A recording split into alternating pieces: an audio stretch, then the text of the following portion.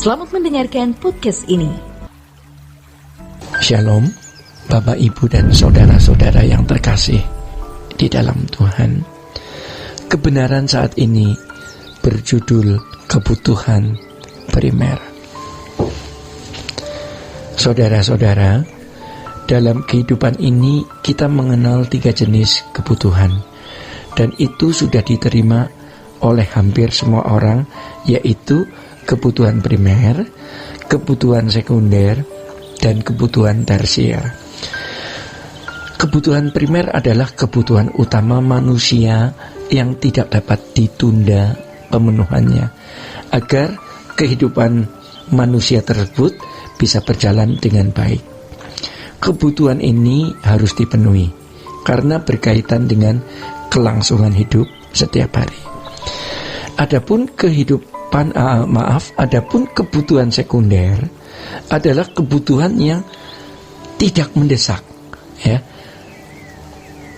Dan untuk memenuhinya dapat dilakukan setelah kebutuhan primer terpenuhi. Setelah kebutuhan primer dan sekunder ini terpenuhi, biasanya orang masuk pada kebutuhan tersier, kebutuhan terhadap barang yang dikategorikan mewah, ya. Jenjang kebutuhan ini pada umumnya sangat membelenggu manusia, ya. Sangat membelenggu manusia. Mengapa? Karena manusia pada umumnya memburu itu semua. Dan itu kewajaran hidup bagi banyak orang. Sadar atau tidak, banyak orang percaya juga terpengaruhi dengan pola hidup seperti itu. Kita semua sudah biasa memiliki irama hidup seperti ini, sadar atau tidak sadar. Hal itu kita warisi dari nenek moyang kita, dari orang tua, dan dari pengaruh lingkungan kita. Dan kita menggulirkan hari hidup kita dalam pola hidup seperti yang orang lain juga lakukan. Jadi pada akhirnya tidak bisa dibantah, jarang ada orang yang puas walaupun telah terpenuhinya 3 jenis kebutuhan tersebut. Mereka seperti orang yang selalu haus, ya, untuk meneguk lebih banyak yang dapat dimiliki dari dunia ini. Orang akan selalu haus, ya, ingin meneguk semua kesenangan yang dunia sediakan. Dengan cara ini sebenarnya kuasa gelap sedang membelenggu manusia dan sedang menggiring manusia ke dalam kegelapan abadi. Ironisnya, pola hidup seperti ini juga ada di dalam kehidupan para rohaniawan. Kalau kita membicarakan hal ini kepada orang yang tidak memiliki niat untuk berkenan di hadapan Tuhan, akan sangat sulit. Tetapi kita harus memperkarakan hal ini kepada orang yang sadar betapa singkatnya waktu hidup kita, bahwa hidup kita akan berlanjut di kekekalan, bahwa apa yang kita lakukan di dunia ini menentukan nasib kekal kita, ya, agar mereka dapat dengan jujur menilai kehidupannya masing-masing. Sebab saudara-saudara, mestinya kebutuhan primer kita adalah sempurna seperti Bapa atau serupa dengan Yesus, agar kita layak dimuliakan. Maka saudara-saudara, fokus orientasi hidup kita harus benar-benar sesuai dengan cara hidup yang Tuhan Yesus ajarkan dan yang Tuhan Yesus kenakan, yang untuk zaman sekarang nyaris, ya, tidak bisa dikenakan karena berat, ya. Beratnya karena memang mengenakan gaya hidup itu sendiri. Yang kedua, karena manusia di sekitar kita itu makin jauh dari kebenaran Injil yang sejati. Tetapi kalau kita mau selamat, mau aman di kekekalan, ya, kalau kita mau tahan berdiri di hadapan anak manusia, ya, di hadapan tahta pengadilan Tuhan Yesus, kita harus benar-benar berani untuk berubah. Saudara-saudara, kehidupan Yesus adalah pusat dari kehidupan kita. Memang untuk menjadi seperti Yesus itu abstrak, tetapi setiap orang harus menemukannya, karena ini sifatnya pribadi. Maka jangan sampai pikiran perasaan kita dirusak oleh tontonan, oleh film-film yang buruk, oleh pergaulan yang salah, sehingga lahir keinginan-keinginan atau kehendak-kehendak yang tidak sesuai dengan kehendak Allah. Ya.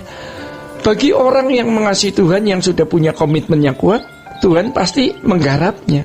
Kalau tidak bisa, karena hanya orang yang mengasihi Allah yang melalui segala keadaan Allah menjadikan dia serupa dengan Yesus. Jadi kita diajar Tuhan sampai kita pindah dan menemukan dimensi yang baru di dalam hidup kita. Kalau kita benar-benar menghayati bahwa kita penerima warisan atau penerima waris kerajaan Allah, maka kita pasti bersedia untuk digarap oleh Tuhan.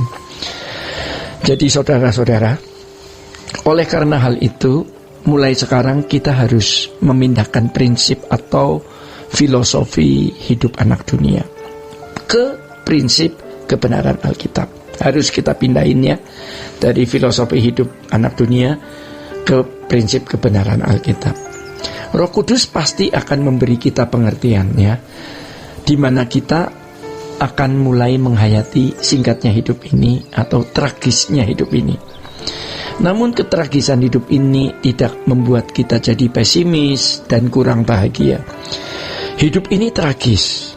Maka kalau kita tidak memaksa diri untuk ikut Tuhan Yesus dengan benar, apa yang akan atau mau Bapak, Ibu, dan Saudara cari? Itulah sebabnya Paulus mengatakan asal ada makanan, pakaian cukup. 1 Timotius 6 ayat yang ke-8. Hal ini pasti tidak selaras dengan prinsip hidup yang dimiliki oleh kebanyakan orang ya, atau dimiliki oleh orang pada umumnya. Namun prinsip ini juga yang diterapkan oleh Tuhan Yesus ketika Tuhan berkata, serigala mempunyai liang dan burung mempunyai sarang, tetapi anak manusia tidak mempunyai tempat untuk meletakkan kepalanya. Lukas 9 ayat 58 ya. Pada umumnya kita telah memiliki cara berpikir yang sudah salah atau rusak ya, sehingga kita tidak memahami maksud ucapan Tuhan Yesus yang seperti ini bunyinya, kumpulkan harta di surga, bukan di bumi. Di mana hartamu, di situ hatimu. Cari dahulu kerajaan Allah dan kebenarannya.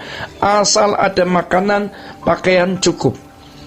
Kita rasa tahu tapi sebenarnya belum ya. Mengapa?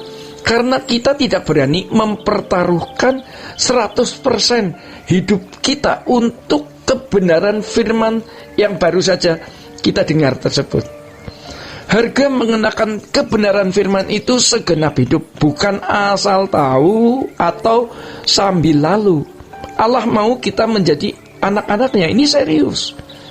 Jikalau kita menjadi anak-anaknya, prinsip-prinsip hidup kita harus persis seperti yang Tuhan Yesus kenakan. Tidak ada tidak boleh bergeser sedikit pun dari hal itu. Allah merancang kita untuk mewarisi kerajaan Allah, kemuliaan bersama-sama Tuhan Yesus. Roma 8 ayat 17. Namun sayang, orang tidak sanggup berpikir lagi karena sudah terlalu duniawi ya, sudah terlalu terpengaruh oleh cara berpikir duniawi. Maka apabila hari ini ya kita tertegur dan sadar, mari kita berubah ya. Bapak Ibu, mari kita berubah selagi kita masih memiliki kesempatan, selagi masih ada kesempatan. Bapak, Ibu, dan saudara-saudara yang terkasih, demikian kebenaran saat ini. Tuhan Yesus memberkati. Sola Gracia.